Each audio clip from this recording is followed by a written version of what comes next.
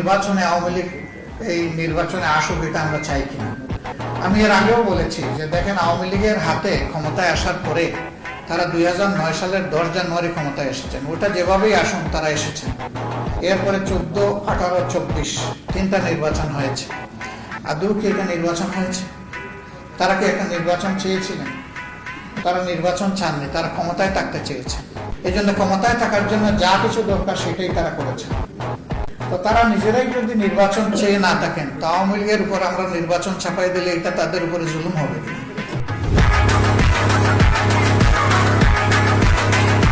এই বিচারের ভার আমি বাংলাদেশের জনগণের হাতে তুলে দিলাম, আমি কোনো মত দিতে চাই না।